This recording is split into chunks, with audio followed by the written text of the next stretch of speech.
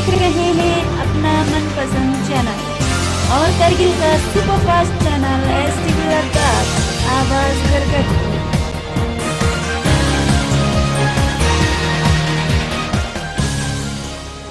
Press conference हमने किया था एविकेशन के सिलसिले में लेके, उसी का एक कड़ी है ये। लेकिन आज हम सब के लिए एक खुशखबरी ये है कि हमारे ज़ायरीन जो ईरान में पिछले 70 दिन से वहाँ पे तकरीबन फंसे हुए थे, उनका आखिरी ग्रुप जो है आज माशाल्लाह हमारा, आज आप लोगों ने सुना होगा, ले में वो लैंड कर गए हैं और अभी करगिल की तरफ आ रहे हैं, जिसमें हमारे 310 ज़ायरीन और जिसमें 2 इन्फेंट भी थे हमारे। 310 में से हमारे जो 20 ज़ायरीन हैं वो ले डिस्ट्रिक्ट के हैं, बाकी जो हैं सब करगिल की तरफ इस वक्त बढ़ रहे हैं। ये सब हम सब के लिए खुशी का मुकाम है।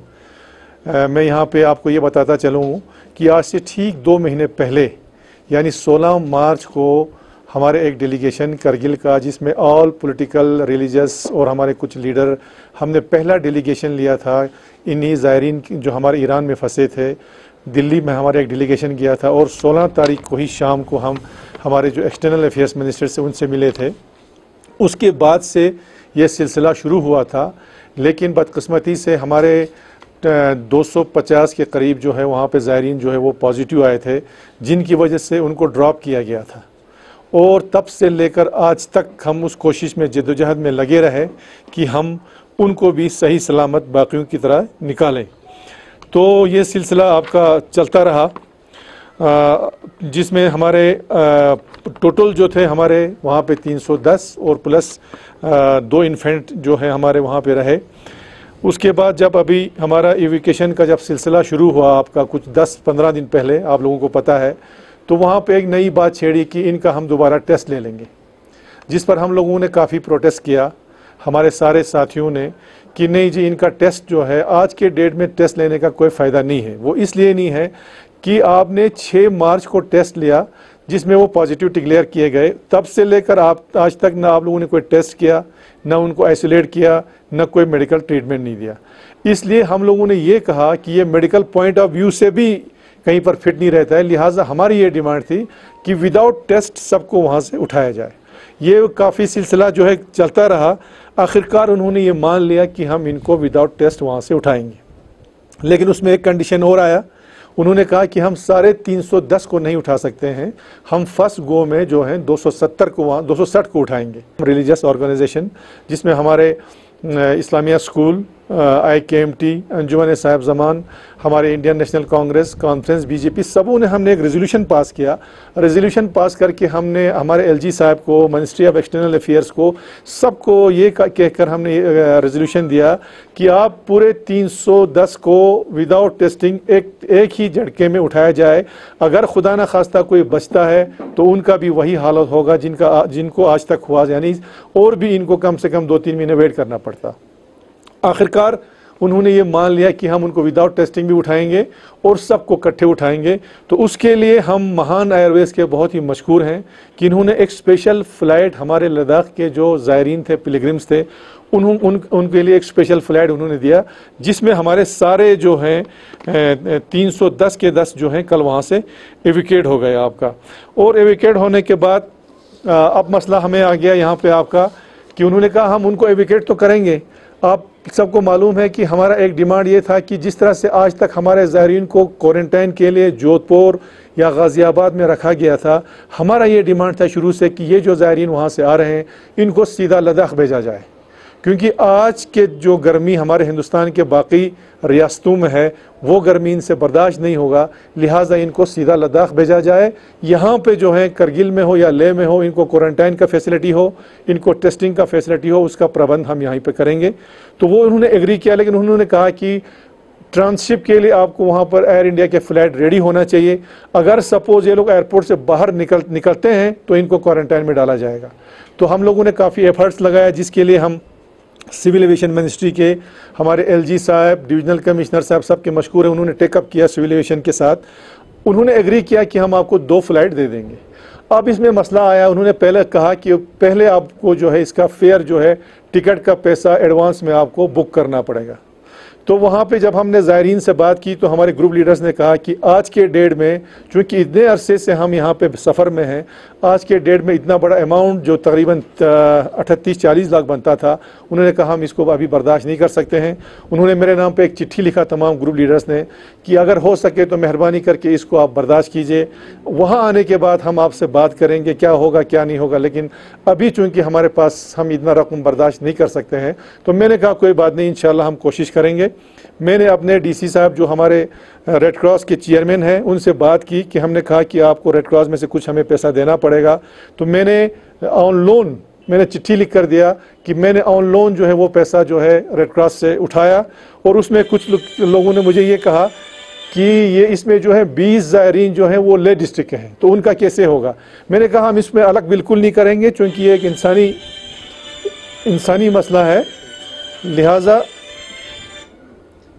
मैंने कहा कि कुछ भी हो, चाहे लेह का हो, करगिल का हो, जहाँ का भी हो, हम वन गो में इनका जो फेयर है वो बर्दाश्त करेंगे। वो हमने पूरा अमाउंट जो है आपका जो भी बनता है हमने एयर इंडिया को भर दिया, और इसके लिए हम बहुत ही मशकूर हैं हमारे कैप्टन हाजी हुसैन साहब जो हमारे पायलट हैं करगिल के। उन्होंने हमें बहुत सपोर्ट किया इसमें, टिकटिंग वगैरह करने में, एयर इंडिया के साथ टाई अप करने में, क्योंकि हमें एक ऐसा सिचुएशन आया लास्ट में, एयर इंडिया ने कहा कि हम 300 ही उठाएंगे। उन्होंने कहा हमारे पास 150 के 2 फ्लाइट हैं, हम 300 से ज़्यादा नहीं उठा सकते हैं। तो वहाँ बचते थे हमारे 11। फिर उसके लिए हमारे पायलट हुसैन साहब ने उनसे अप्रोच किया, बाद में उन्होंने पूरा 310 का 10 को उन्होंने अकोमोडेट किया। उसके लिए हम कैप्टन साहब के, हमारे हुसैन साहब के बहुत मशहूर हैं। वो रात को 11 बजे तक हमारे डीसी ऑफिस के जो अकाउंट अफसर हैं एजाज साहब के साथ बैठ के पूरा टिकटिंग उन्होंने करके, हमने 2 दिन पहले टिकटिंग का प्रोसेस जो है कंप्लीट किया, और हमने फ़्लाइट कन्फर्म किया, और हमने कन्वे कर दिया हमारे एम्बेसी जो ईरान में है, इंडियन एम्बेसी को कन्वे किया हमने। फ़्लाइट जो है एक ट्रांसशिप का फ्लाइट जो है हमने अरेंज कर लिया है, तब जाके उन्होंने महान को येस बोला, और ये प्रोसेस जो है वहाँ से शुरू हुआ। तो इसमें हम अपने डीसी साहब के भी और एडवाइज़र साहब ने भी इसमें कंसेंट दे दिया कि आप रेड क्रॉस से पैसा उठा सकते हैं। इसलिए हम उन सब के बहुत मशहूर हैं कि जिसकी वजह से यह सारा मुमकिन होगा, और उनको कहीं पर भी वहाँ दिल्ली में इंतज़ार ही नहीं करना पड़ा। महान एयरवेज से उतरे और यहाँ से उन्होंने एयर इंडिया में बोर्ड हुआ, और माशाल्लाह वो जो है सही सलामत जो है सारे लोग इस वक्त वहाँ पर लैंड हुए। तो ये जो सारा प्रोसेस है आपका, इस प्रोसेस को कामयाब करने के लिए जितने भी हमारे रिलीजियस ऑर्गेनाइजेशन, मैंने पहले भी कहा, हमारे इस्लामिया स्कूल है, IKMT है, हमारा अंजुमन साहिब ज़मान है, Indian national Congress, NC, BJP, सबों ने मिलकर जो है इसमें एफर्ट्स लगाया, काउंसिल का साथ दिया, हाथ बटाया, और आखिरकार जो है 2 महीने के मुसलसल जद्दोजहद के बाद हम कामयाब हुए कि हमारे जितने भी ज़ायरीन जो ईरान में फंसे थे, चूँकि ये हमारा लास्ट बैच है, उनको सही सलामत कामयाबी से करगिल तक पहुंचाने में हम सब कामयाब हुए। इसमें मैं डॉक्टर एसोसिएशन करगिल का भी बहुत मशहूर हूँ कि इन्होंने भी LG साहब से अप्रोच किया, और वॉलंटियरली उन्होंने कहा कि इसमें जो भी टेस्टिंग करना हो, इनको मेडिकल चेकअप करना हो, हम जो है ओवर टाइम में भी अपना यहाँ पे सर्विस जो है रेंडर करने के लिए तैयार हैं, जिसके लिए हम डॉक्टर एसोसिएशन के भी बहुत मशहूर हैं। आखिर में मैं जिन लोगों ने, जिन ऑर्गेनाइजेशन ने, जिस एजेंसीज़ ने हमारा साथ दिया इस एविकेशन को, पिलग्रिम्स एविकेशन को कामयाब बनाने के लिए, उनमें हमारे लेफ्टिनेंट गवर्नर हमारे माथुर साहब, एडवाइज़र साहब, डिविजनल कमिश्नर साहब, उनके हम बहुत मशहूर हैं कि उन्होंने वक्तन फ़वक्तन हमारा इसमें साथ दिया। चाहे वो मिनिस्ट्री ऑफ होम हो, मिनिस्ट्री ऑफ एक्सटर्नल अफेयर्स हो, मिनिस्ट्री ऑफ सिविल एविएशन, सबके साथ उन्होंने टेकअप किया, जिससे हमारा ये मिशन कामयाब हुआ। उसके बाद में एक स्पेशल थैंक्स हमारे जो इंडियन एम्बेसडर ईरान में हैं, उनका मैं बहुत मशहूर हूँ। उन्होंने पिछले 3-4 दिन से मेरे साथ दिन में 3-3 दफ़ा उन्होंने मुझे फ़ोन पे मेरे साथ कांटेक्ट में रहे लास्ट तक, और जब रात शाम को जब फ़्लाइट डिपार्ट हुआ तेहरान से, उनका लास्ट मैसेज मेरे पास आया कि इतने सवारी जो है पैसेंजर्स वहाँ बैठे और ये अभी डिपार्ट हुआ है। वो मैसेज भी उन्होंने मुझे किया था लास्ट में।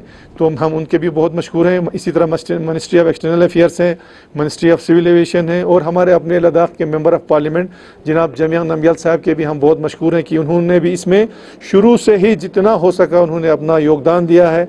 उसके बाद हमारे करगिल के बाकी जितने भी लीडर्स हैं उनका भी, और उसके बाद हमारे स्पेशल थैंक्स हमारे ईरान गवर्नमेंट का, जिन्होंने आज तक हमारे ज़ायरीन को वहाँ पे केयर किया, मेडिकल ट्रीटमेंट दिया, सब कुछ किया, वो उनके भी हम मशहूर हैं।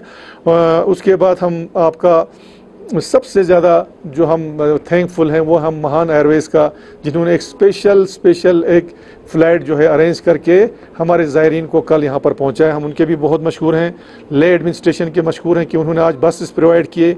और हमारा एक जो ज़ायरीन था वो थोड़ा बीमार भी हैं, उनके लिए भी उन्होंने वहाँ से एम्बुलेंस का सुबह अरेंज किया है, उसके लिए भी हम बहुत मशहूर हैं।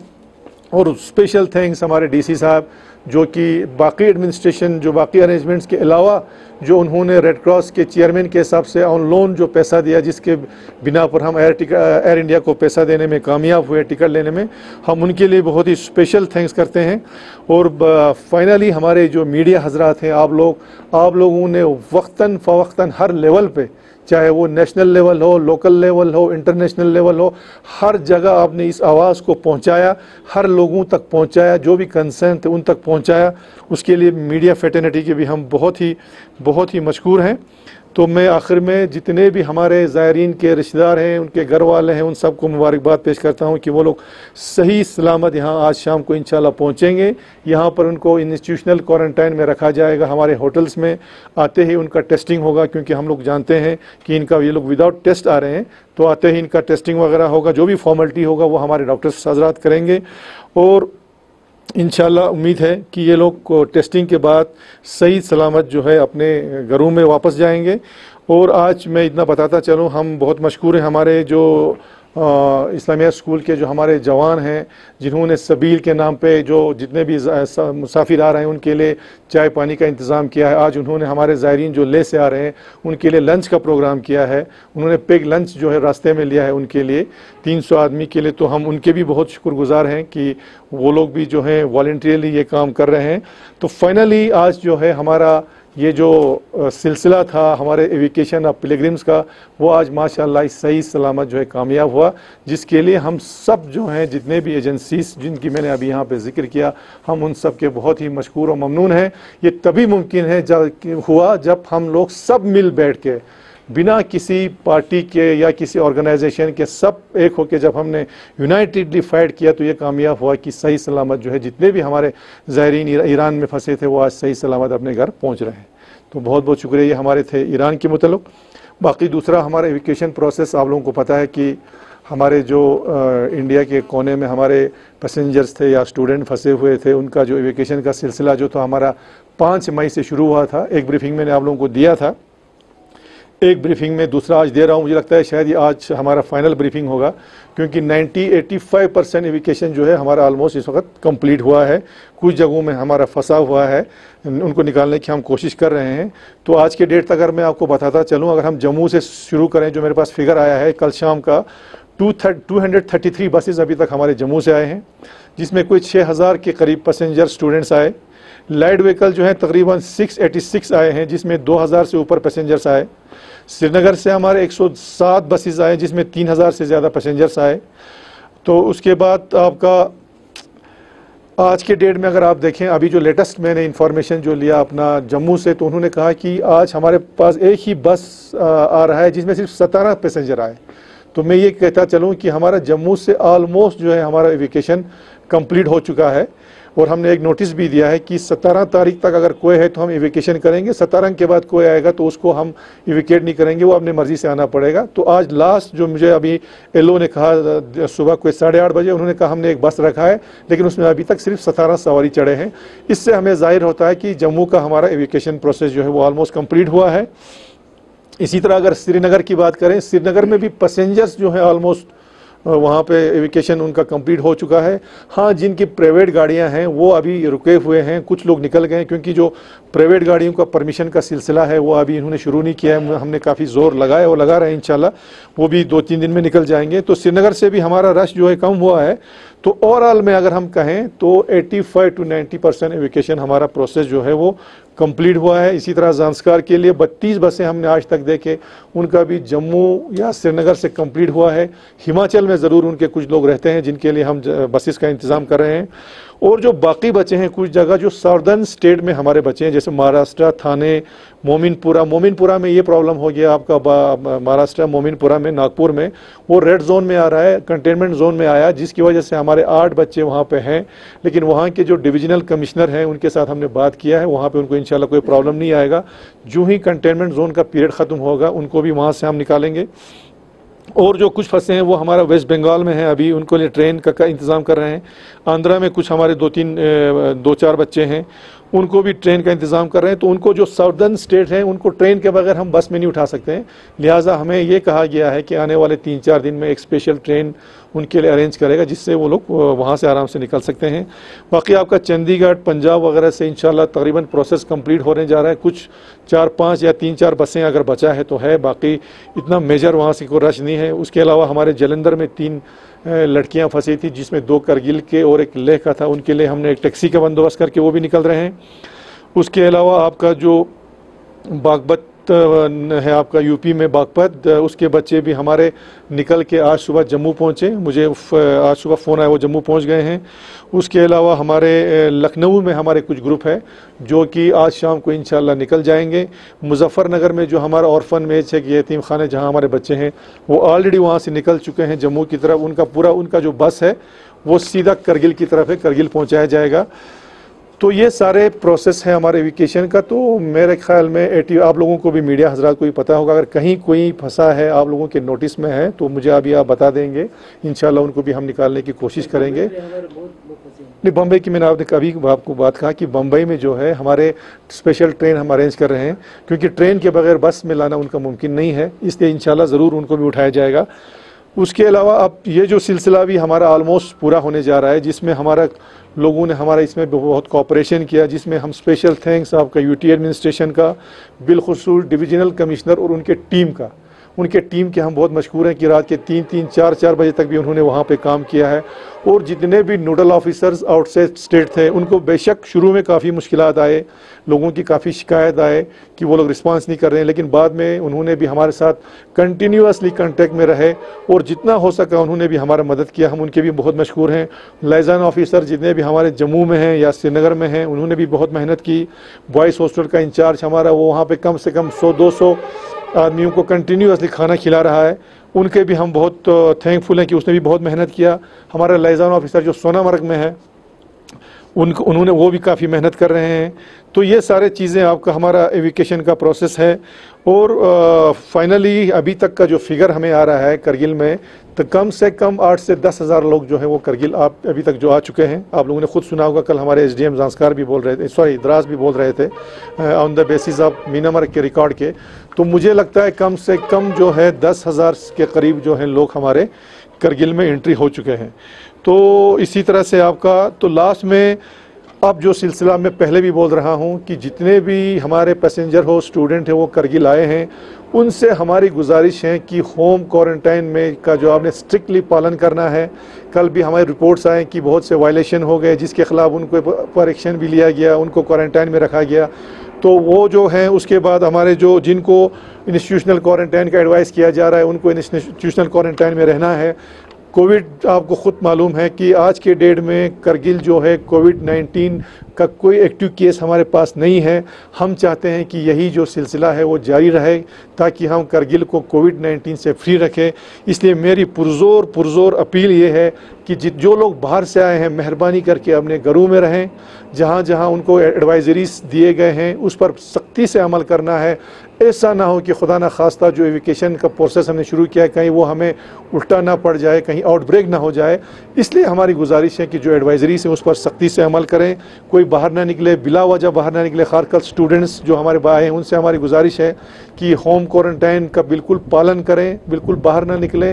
एक सोसाइटी के फ़र्द के हिसाब से आप लोगों पर भी जिम्मेदारी है कि जो एडवाइजरीज हमारे यहाँ पर दिए गए हैं उस पर आप लोगों को अमल करना है। फाइनली मैं अपनी तरफ से हिल काउंसिल की तरफ से जो 2-3 दिन पहले शुशोत में जो एक इंसिडेंट हुआ जहाँ पे लाठीचार्ज वगैरह किया गया है, हम उसके सख्ती से कंडेम करते हैं। लाठीचार्ज करना या कोई फोर्स इस्तेमाल करना मेरे ख्याल में कोई सोल्यूशन नहीं है। गवर्नमेंट को वहाँ पे चाहिए था, एडमिनिस्ट्रेशन को, कि वहाँ के जो रिप्रेजेंटेटिव्स हैं उनके क्या मसाइल हैं उनको ला के बुला के उस मसले का हल करना चाहिए था, न कि उनके जो वहाँ जाके उनका फोर्स का इस्तेमाल नहीं करना चाहिए था। तो हमारी अपील है एडमिनिस्ट्रेशन से कि आप लोग नरमी से करें, क्योंकि वो कंटेनमेंट जोन में रह के ऑलरेडी स्ट्रेस में हैं। उसके अलावा जो है कुछ लोगों के ख़िलाफ़ उन्होंने कुछ केसेस दर्ज किए हैं, वो केसेस जो हैं वो विड्रा होना चाहिए। ये हमारी अपील है गवर्नमेंट से, लेह एडमिनिस्ट्रेशन से, क्योंकि ये एक ऐसा सिचुएशन है जहां लोग काफ़ी तंग आ चुके हैं। तो सल्यूशन तभी होगा जब सब मिल बैठ के इसमें बातचीत करेंगे। तो बातचीत का सिलसिला जो है वहाँ पर जारी होना चाहिए और जिनके ख़िलाफ़ कुछ FIR वगैरह लॉन्च हुआ है वो विड्रा होना चाहिए। बहुत बहुत शुक्रिया। सीसी साहब, अभी हमारे यहाँ पे अल्लाह के फजल से कोविड कोई पॉजिटिव केस यहाँ पे नहीं है सर, मगर जो डेडिकेटेड कोविड हॉस्पिटल है उसका थोड़ा हमें बताएं कि वहाँ पे क्या क्या फैसिलिटीज़ और कितने बेड का वहाँ पे आपने फैसिलिटीज़ तैयार किया है। कोविड जो हमारा डेडिकेटेड हॉस्पिटल GNM हॉस्पिटल के साथ साथ अभी हमारा जो 200 बेड हॉस्पिटल हमारा बन रहा है आपका, हमने वो उसमें शिफ्ट किया है और आज के डेट में हमारे पास 100 बेड हॉस्पिटल जो है कोविड हॉस्पिटल जो है वो तकरीबन मुकम्मल हुआ है। उसमें तमाम फैसिलिटीज़ इंक्लूडिंग वेंटिलेटर्स, और वो भी पोर्टेबल वेंटिलेटर्स में लगाए गए हैं, और ऑक्सीजन जो है आपका पूरा जो है ऑक्सीजन फिट किया गया है जो प्लांट से जिसका सप्लाई हो रहा है। और उसमें अल्टरनेटिव हमने रखा है कि अगर खुदा न खास्ता प्लांट कहीं फेल हो जाता है तो जो सिलेंडर्स हैं वहाँ से भी हम सप्लाई कर सकते हैं। तो आज के डेट में मुझे लगता है कोविड के लिए हम लोग बिल्कुल तैयार हैं। कोविड हॉस्पिटल भी हमारा तैयार है, वेंटिलेटर्स भी आ चुके हैं, उसके बाद ऑक्सीजन सप्लाई है उसका भी कोई कमी नहीं है। तो वी आर फुली प्रिपेयर्ड, हम इंशाल्लाह तैयार हैं उसके लिए। सर, अभी यहाँ पे जो ट्रांसशिपमेंट का जो सिलसिला है, जो भी सामान आता है किसी भी ट्रेडर का, कोई भी अगर माल होगा जो यहाँ से ट्रांसशिप करना पड़ता है, उस प्रोसेस को क्या इस तरह नहीं, क्योंकि इसकी वजह से जो अननेसेसरी प्राइस भी बढ़ रहा है बहुत ज़्यादा, जैसे कि हमारे सीमेंट हो या जो कंस्ट्रक्शन मटेरियल्स हो, उनके ऊपर बहुत ज़्यादा असर पड़ रहा है सर। देखिए, तो क्या ऐसा कोई सॉल्यूशन नहीं कर सकते कि उनको किसी एस्कॉर्ट के जरिए हम सीधा उनके गोडाउन में ही उसको ये करवाए? देखिए, आप उसका ट्रांसशिप का मेन पर्पज़ एक ही था कि जो हमारे बाहर से ड्राइवर्स आ रहे हैं आपका, चाहे वो श्रीनगर से आ रहे हैं, जम्मू से आए हैं, उनका जो है यहाँ पे लोकल कम्युनिटी के साथ इंटरेक्शन ना हो जाए, वो पर्पस है। इसीलिए हमने ये कहा कि वहाँ से वो आ जाएंगे, ब्यामथंग में ट्रांसशिप होगा, और जो ड्राइवर वहाँ से हैं वो किसी के साथ टच में ना रहे। तो मेन पर्पस हमारा यही था शुरू से लेकर अभी तक, वो अभी भी है, ताकि हम लोग जो हैं इसमें प्रिकॉशन लिया गया है, अप्रेंशन है कि कहीं ड्राइवर्स जो हैं अगर कहीं मार्केट में चला गया या कहीं लोगों के साथ, अगर हमारे लेबर के साथ उनका इंटरेक्शन हो गया, तो हो सकता है कि वो लोग कहीं इन्फेक्टेड हो तो ये कहीं फैल ना जाए। तो ये सिलसिला है। इंशाल्लाह अगर इसमें अगर हमें लगता है कोई सुधार लाने की ज़रूरत है तो हम इसको रिकमेंड करेंगे UT एडमिनिस्ट्रेशन को, क्योंकि शुरू से लेकर आज तक जो है काफ़ी इसमें सुधार लाया है। लेकिन इसमें सिर्फ पर्पज़ ये है कि किसी को तंग करना या अननेसेसरीली इसमें कोई हैरेसमेंट करने की बात नहीं है, बल्कि एक अप्रेंशन, एक प्रिकॉशनरी मेजर्स हैं जो हम लोगों को उठाना पड़ेगा फ़िलहाल के लिए।